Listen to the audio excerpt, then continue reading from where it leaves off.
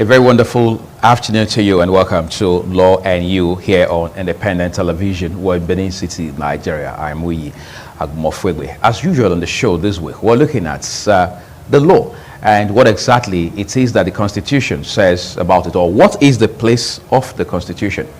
Now, when you talk to lawyers and those who are abreast with elements of the law, they tell you that the Constitution is the ground norm, or ideally that's what it should be. But in reality, is that the case? Is that what we find?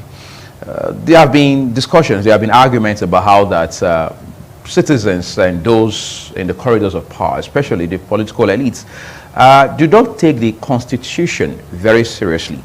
We've seen cases in this country, for example, in particular, where there are still debates as to whether a court order should be obeyed or not.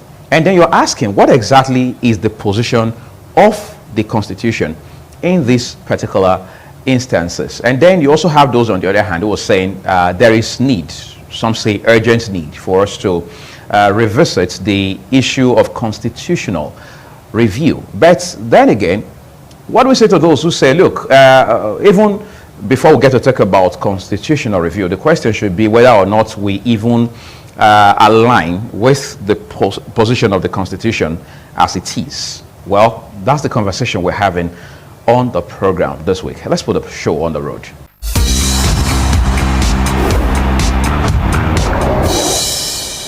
My guest today on the program is a lawyer who understands the essence of this discussion and the factors involved in the issues. I'm joined by Barrister Matthias Obayuwana, apparently a legal practitioner and a public affairs commentator. It's always a delight to have you on the program. Thank you, Oyi, and then good afternoon, viewers. I've spoken with you time and again on Law and You. In fact, there have been many occasions on which you came with a copy of the Constitution into the studio. That shows that the Constitution is the ultimate as far as the law is concerned. Every other law, whether extant or not, is subject to the Constitution. Very well.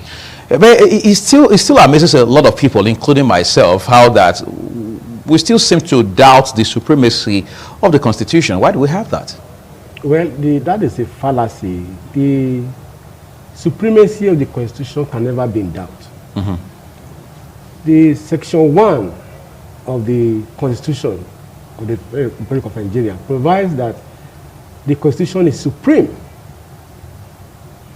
And subsection 2 thereof provides that the government of the Federation shall not be run by any other means except as provided for in the Constitution. And no one shall take over the governance of the country or any part thereof without following the provisions as laid down by the Constitution. Subsection 3 of that Section 1 provides that should there be any law that has been made which is contrary to the provisions of the Constitution, such a law will be declared null and void. That is the much emphasis you could get. You know, the supremacy of the Constitution derived that strength from Section 1 of the provision of the Constitution. So there is no law, there is no act, there is no activity that will be done that will run counter the provision of that Constitution that can stand. It must be declared null and void. I've seen situations where a lot of highly placed people, sometimes including brilliant lawyers like yourself, have said, as it stands today, the Nigerian Constitution is not, for want of better words, calibrated to help fast-track developments, to even help strengthen the judiciary and the entire legal system, as it were. Do you see loopholes and frailties with the Constitution? Well, you cannot have perfection. You know, life in itself is amenable to changes and improvement by the day. The framers of the Constitution presupposes a federation, a federal republic of Nigeria, you know, which I see fashioned after the likes of countries like America. Right. Now, but in a true federation, you are supposed to have independence of the various states. Should have control over their natural resources and mineral resources, should have their control over their police, even their court system. You can have a Supreme Court of a state in a state like America. You can also have a federal Supreme Court. You know, but in Nigeria, Yes, the Constitution provides that the Federal Republic of Nigeria. Provisions therein suggest that it's a unitary system of government, because we have the revenue, mobilization, allocation, and fiscal allocation commission, right, which have been set up to receive revenue from the various federating units, from the various states, in the central pool. It is from that central pool, that's the 162 of the Constitution, that money is now being doled out to the various states to carry out by way of allocation. By way of allocation. Whereas in a federation, the reverse should be the case. It is the states, who should have control of their resources. Whatever revenue they derive, they should take some to the center, for general administration. If you see now, even under the same constitution, under the exclusive legislative list, the National Assembly is asked to make laws, concerning certain aspects of administration, especially mineral. That is the hallmark. Mineral resources, and oil and all of that, other natural resources. They make laws, and the federal government is in full control. So I can have oil at the back of my house. The state does not have control over that. It is the federal that has control. So they can pipe it underground to somewhere in the north. Whatever revenue derived from it is put in that federation account, from where it is not being given to state according to allocation formula, density of the population, land mass, equality of state, and the rest of it. Whereas people are complaining that, look, for example, for me, for the Niger Delta, they are producing oil, and I believe that those, the resources, more of it's coming from Niger Delta region. They should also get more allocation. But when it comes to allocation, they look at land mass, there are certain factors they take into consideration in sending certain money to the various states. And in which case, you are now not making those states to develop at their own pace. Because take it or leave it, Nigeria is a country that is so blessed with so much natural resources, gold, iron, mineral, whatever it is, coal. We have it here, but if we are allowed to develop at our own pace, the various states will take control and lay those mineral resources and then send revenue to the center. That is not the case. So under Section 162, it is the center that sends revenue to the state. That is counter to a federation. I've seen lawyers. These are the kind of loopholes that we have in the Constitution. Yes, we're talking about the need for an improvement, for an amendment. If the country is actually thinking toward that restructuring, to actually have a true federation for our country, they should look at amending that section and allowing the state to control their resources and then send revenue to the center. That means there's a correlation between the dictates of the Constitution and true federalism. Is that the point you're making? Yes, they ought to be, but like I said, Section 1 to Section 2 of the Constitution says that the state shall not be governed, by any other mode except as provided by the Constitution. So the state Constitution says we are a federation, a federal republic of Nigeria. That's in theory. In theory, it is, yes, but not in practice, and even by certain provisions therein, it suggests that it's a unitary system because you send revenue to the center, and the center decides to allocate to the state. Contrary to being a true federalism. In a true federalism, the state should be in control of their resources and send to the center. So that the kind of the exclusive legislative list, the kind of area that the federal can make laws and take control over will be minimized, maybe custom, immigration, and the rest of it. Yeah. Other security. Like, yes, security. Natural resources, mineral resources, even the judiciary. The various states should have control in such a way that if we have the high court in the various states as we have now, if we have the court of appeal for the various states as it ought to be in the federation, we even have a Supreme Court for the various states. You find out that cases will be fast tracked and can get justice more easily and faster. There is such a way that maybe in the federal Supreme Court there are very, very important issues that have to do maybe constitutional interpretation, so other maybe election issues. They can say, okay, fine, those matters can get to the federal Supreme Court. In which case they have lesser cases to deal with. But the bulk of the cases should be done by the Supreme Court of the various states in a true federation. So it's such a way that right now you have one Supreme Court in Nigeria, and the cases are pending before that court. They are just waiting. Some are still there waiting to take date. Even when briefs are filed, you have to wait maybe 2-3 years before it will get to your turn. And parties are eager to have justice. And that slows down the process.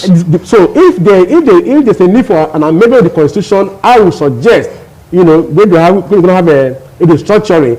Let even the judiciary be unbundled in such a way that the state can have their state high court as we have, their court of appeal, and their federal, and the Supreme Court for the states.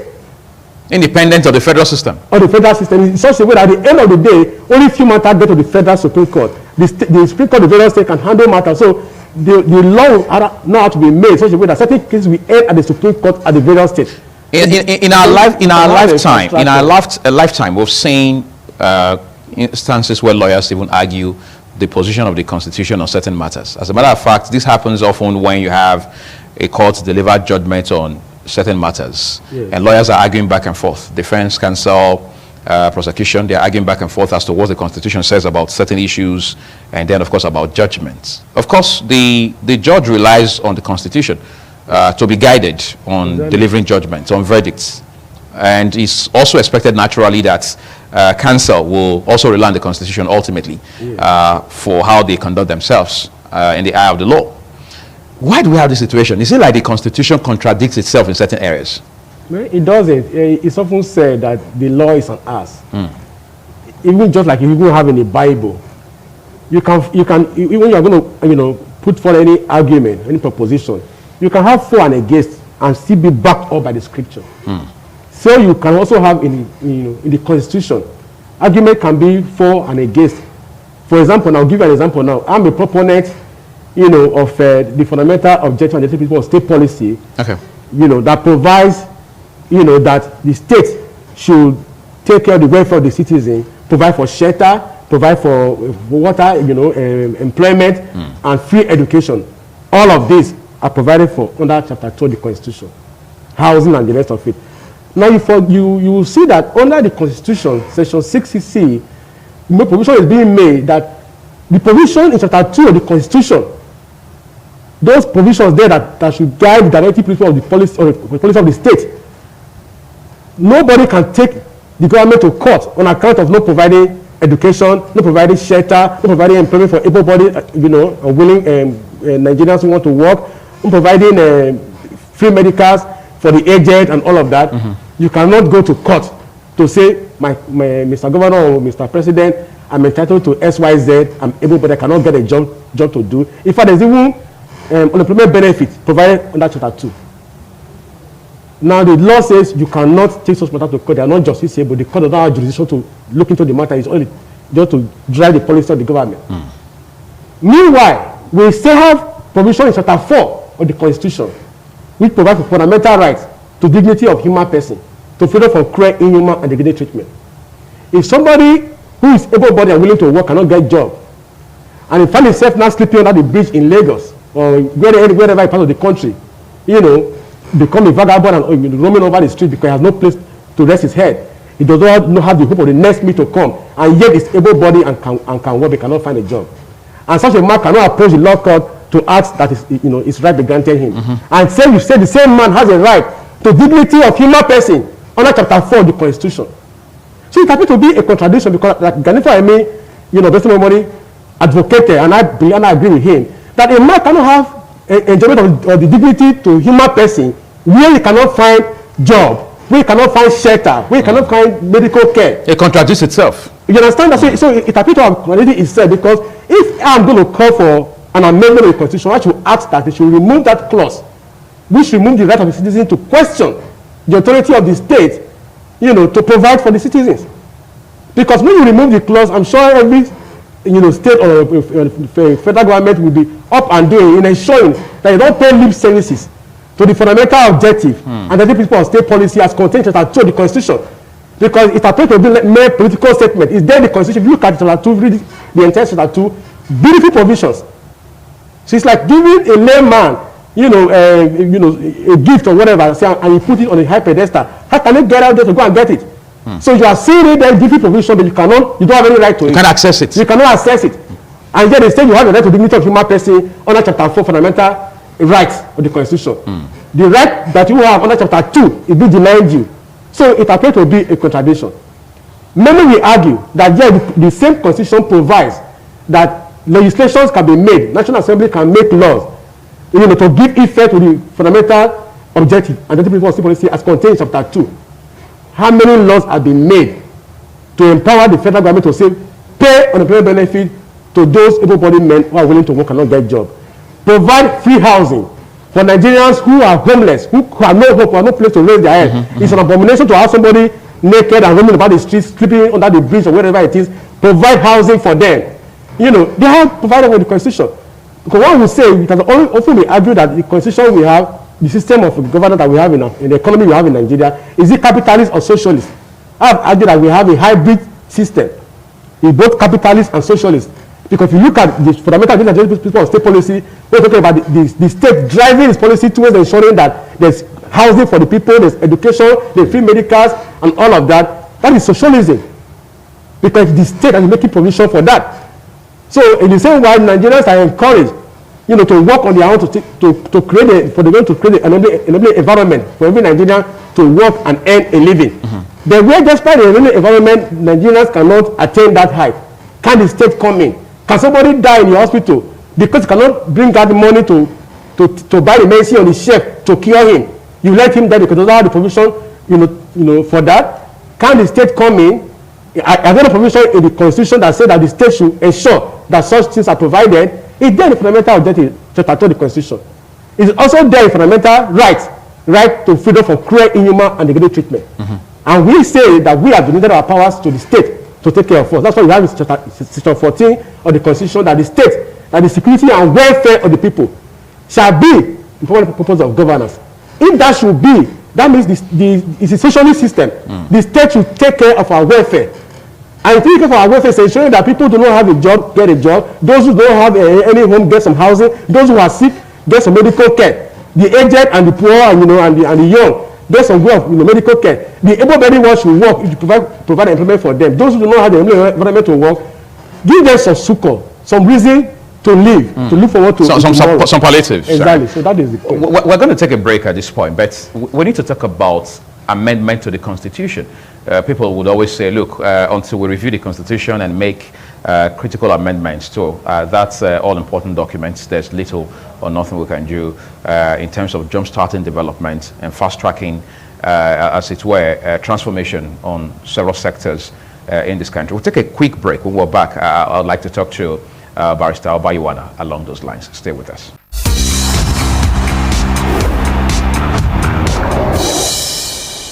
Thank you for staying with us on the program this beautiful Monday afternoon. I was just going to talk to you about review of the Constitution. We've seen cases where even committees had been set up, especially at the National Assembly, both chambers, Senate and House of Representatives, to review the Constitution and ultimately make necessary amendments to it. Is there amendment of the Constitution we need? I mean, between amendment of the Constitution and implementation, logical implementation of the Constitution, which of them is more pressing for us? Well, I think what we require is the will, to bring about that change, to enforce the provision of the Constitution. Yes, there are loopholes, here and there, like I talked about Section 60C, that remove the right of citizens to question the government over. What you said is not justiciable. Exactly, over provision made in Chapter 2 of the Constitution that say provide for me, provide education, all that, and yet I cannot go to court. And then a government that is really pro people should not wait, because fundamental objective and directive principle of state policy is what is Chapter 2, that's what it is called. So your policy, the policy of government should be driven towards attainment of those provisions in Chapter 2 of the Constitution. So why wait for a law? Because they often say that yes, before any individual can have a right to those provisions, National Assembly must make a law empowering, giving them that right, and that they cannot enforce. A government that is really pro-people, why wait for the National Assembly to make a law before the policies that is already there for you, to say you direct your policy of governance towards this before you can do what is right? Why wait?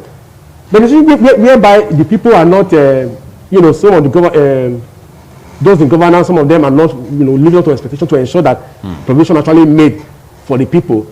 Then there is a need for me for an amendment of the Constitution to allow the people the right to approach the law court and give reason why they should provide it for. Now, take an example. You can see that Abacha, the understanding Abacha, of the same memory, has taken much of our resources outside of the shores of this country. For many years, the money is still being returned and it's okay, they want to repair road with some, they want to do this, they want to do that with some. If a government is really interested in ensuring that they provide for the welfare of the people, following fundamental principles of state policies that are told the Constitution, with all the resources they are going to stack up there, outside the country, that they are returning today, right. Do you think that we don't have enough resources to provide for the people? We do. Because when you raise up that argument, the question is, yes, the resources of the country is lean. So you will mount more pressure on the state if you allow people to go to court to enforce those rights. It is lean, yet some of our leaders have the guts to take our money elsewhere, that they are still returning back. Just one person, I'm not talking about others now. They are still returning the money back till tomorrow. More money is still coming. So Nigeria is a strong country. Otherwise, with all the resources that have been taken away, by now, the Nigeria would have been gone. But we are still up and doing. Nigerians are still struggling, still trying to survive. So our leaders should be pro-people. Yes, there's a need to amend the Constitution to make provision for a true federalism. But the provision in Chapter 2 of the Constitution is beautiful enough. Or as it is. As it is. To encourage the government who is pro-people, to utilize the provision and direct the policies towards providing, for the welfare of the people. Let's talk about the people themselves, because the Constitution is about the people and for the people, of course. Yes. Nigeria is a country that's challenged in many areas. You have the bulk of Nigerians who are not very enlightened about many of these issues. There are those who feel the Constitution is a boring document to look at, yet it has to influence their lives in many areas. Yes. Are we ready to, because you talked about the will, to do the right thing on the basis of what the Constitution stipulates. Do we look ready as a people to want to do that going forward? We should. I did my thesis, master's and first degree on this issue. I'm very passionate about fundamental objectives and the need for it to be transformed, for it to be given life. Okay. Before people can enjoy beyond the document. Before people can enjoy fundamental rights. I did my thesis on both, and I want to advocate that yes, this thing is doable. Let no one tell us that the resources is so late that we cannot provide. We have enough resources if our people are courageous enough to do what is right. We had a government in this state, Samuel Berodia. We saw the much he did in his time. You can see the much that Obaseki is doing now with the new resources. I've seen all the structures he has built, top class. Salaries are being paid to workers and the rest of it. He's doing his best to create an environment for the people. A man like him, if he has the resources, at his disposal, he will transform the state. He will transform the country. So we need people like that who have so strong political will to do the right thing for our people. That is the kind of people we need at a time like this. So our constitution is beautifully crafted enough. Though there are certain areas that need to be removed to ensure that the things move smoothly and we actually enjoy a true federation. So we need leaders who are up and doing, who have the people at heart, to come to the race of power and use our resources for collective welfare. Otherwise, they will be paying lip service and doing injustice to the provision of Chapter 14 of the Constitution that say that the security and welfare of our people shall be the primary purpose of governance. So if you cannot take care of your people, you are no reason to be in government. So we are donating our government, our rights to a government to take care of us. Why would the government elect not to do that? And tell you that we have resources, and yet we have enough resources that is still being repatriated. Which one individual are taking? What about the others? So we can make a change. The people themselves can make a change. When Chief Ganifa this ceremony was made a senior advocate of Nigeria, this was his speech. It took time before they made it a senior advocate. It got to a point people to make him senior advocate of the masses. So he was actually made a SAM, S-A-M, before Nigeria gave him S-A-N. And in his lecture, he dwells so much on this, that it's a need for us to look inward, to look at the political provision in Chapter 2 of the Constitution and have an interplay with Chapter 4 of the Constitution to ensure that people actually enjoy fundamental rights. If you take fundamental objective provisions away, Chapter 2 rights away from the people, you are already denying them Chapter 4 rights. Chapter 4 right becomes an empty right. Without Chapter 2. Exactly, without Chapter 2. So a man has the right to dignity of human person, and yet this same man sleeps under the bridge. This same man is going about homeless. This same man can sleep hungry. And yet we are in a nation that is so blessed with so much resources. Such a way that so far leaders have enough to go and start somewhere. And yet people are suffering. So you can see that there's a dysfunction. So both the people and those our leaders and the of governance must have that will to ensure that the right thing is done. So Ganifa may have done his best, is gone.